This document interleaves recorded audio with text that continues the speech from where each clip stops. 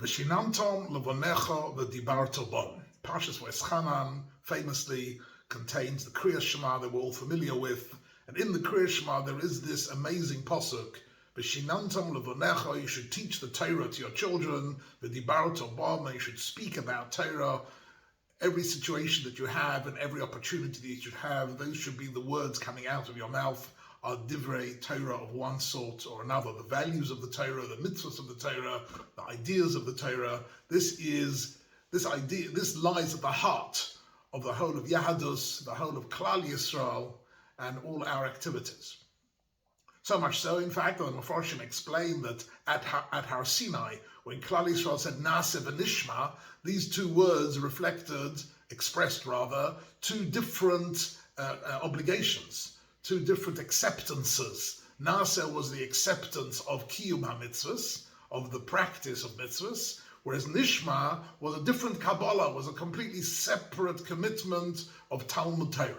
That in addition to the doing of the mitzvahs, there is the mitzvah of Talmud Torah, of learning and understanding every word of Torah, and ideally and ultimately to know Kol HaTorah Kula, to know the entire Torah. That should be the aspiration of every individual, and it is really a commitment to lifelong learning. And this mitzvah begins in Parshas V'eschanan, V'shinantam levonecha v'dibarto bon. If you look at the Rambam in Hilchos Talmud Torah, it will tell you that is the origin of this mitzvah.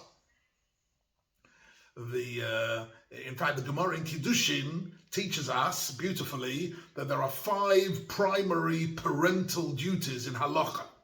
The halacha requires of a parent 5 things. Here they go. This is the list. The first one is lamulo, bris milah, where to give a bris milah. The second is liftosos, pidyon haben, and the third one is lalamdo Torah.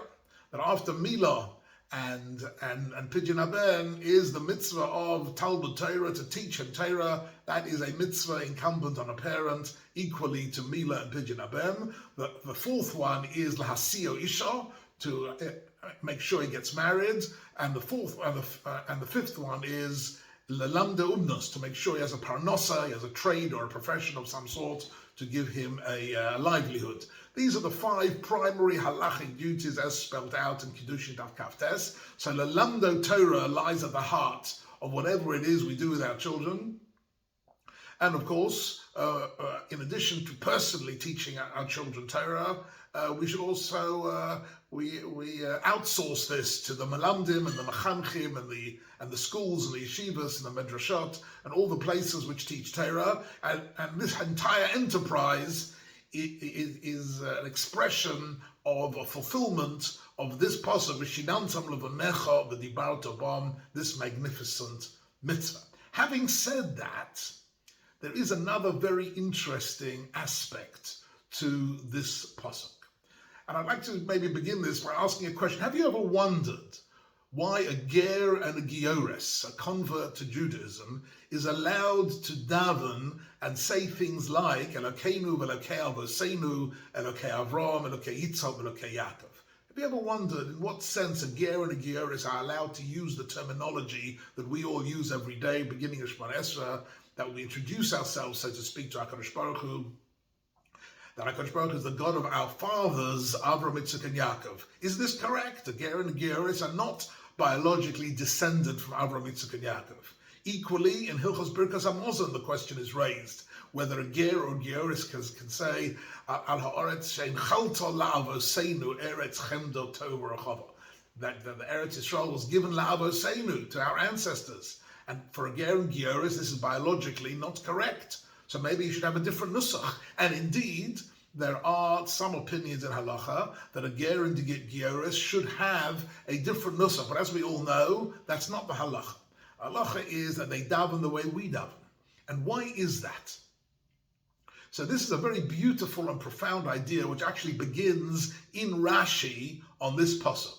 V'shinantam levonecha v'dibarto bon, says Rashi something magnificent. Rashi actually takes this pasuk and turns it upside down.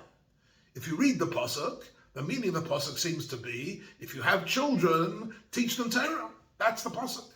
Rashi says, no, that's not what the pasuk means. It means exactly the flip side. It says Rashi, who are your children? What is bonecha, says Rashi? Eilu ha-talmidim. When it says bonecha, it refers to talmidim, the people who are going to learn from you, your disciples, your students. And Rashi continues, Motzinu b'chol mokoim, shal talmidim nikroim bonim. And we find in many places that the talmidim are called children, and he proceeds to bring 4 different quotes from the Tanakh, contexts where the parent-child relationship is based on the idea that one person has learnt values and meaning and purpose and learnt Torah from somebody else, and at that point he is considered to be his child. And this is a very fascinating idea, that actually the Torah, according to Rashi, and this is a Sifri, and it's a well-known principle, we don't limit the idea of parent and child to biological genetic connections. Somebody who is the teacher of a student and gives that person the values and the meaning and the purpose of life and mitzvahs to do and the right emunas v'deos, becomes, in a certain sense, the Av, becomes the father, and the child becomes bonecha. And this is, Rashi even goes so far as to say, in that Rashi, it's worth looking at the Rashi inside, Rashi says this is also pshat when we say, bonim atem l'Hashem Elokecha. In what sense are we the children of God? Well, in the sense of children of God, of course you could say the children of God in the sense that every child is born with 3 partners, with a father and a mother and HaKadosh Baruch Hu. So we are all children of God in that sense. But Rashi doesn't say that. Rashi says we are the children of God because God has taught us the values and the purpose and the meaning of life, al pi Torah, and in that way we have a child-father relationship with HaKadosh Baruch Hu. When we say Avinu Malkeinu, according to Rashi, it's because we are disciples of Torah's Hashem, of the Devar Hashem. Once the Devar Hashem seeps through into our mind and into our heart, into our neshama, we are bonim atim l'Hashem Elokecha. That makes us bonim. The Torah, the learning of the Torah, and the receiving of the values and the wisdom of the Torah makes us bonim l'Hashem Elokechem, but it also makes us bonim of our teachers.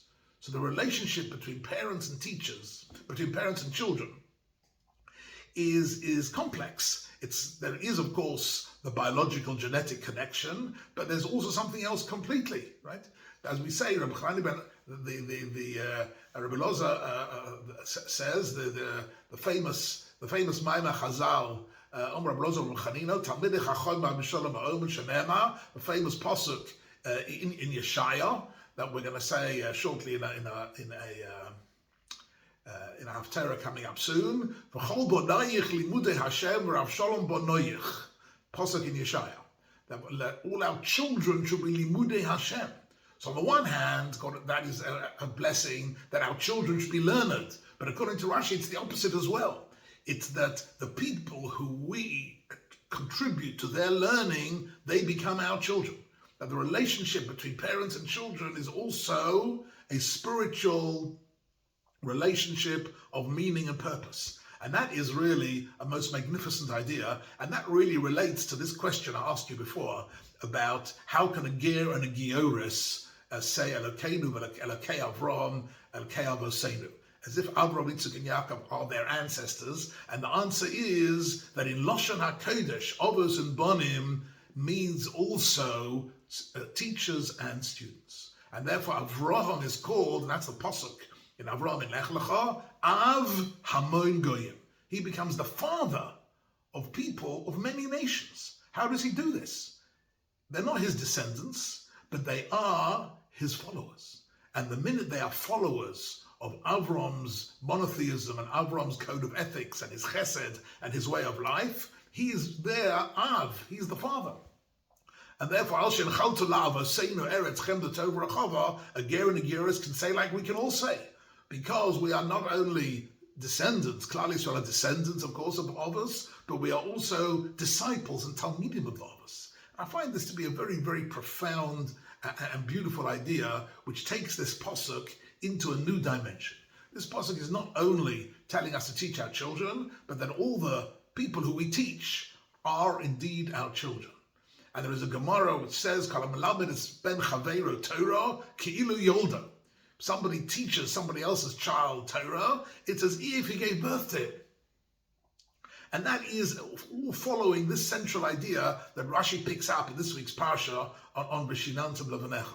In fact, there's a very interesting Gemara in Bava Metzia which deals with the with Hashavas Aveidah. So it's speaking about about returning lost property, but then it's also speaking about priorities. If a person sees various different lost items and he only has time or effort or a possibility of retrieving one of them, who gets priority? So of course, if it's a lost property belonging to his parents, that takes priority. But then the Gemara says, Avedas Ovid, Avedas Rabo. What happens if he has to choose between a lost property of his parent or of his teacher?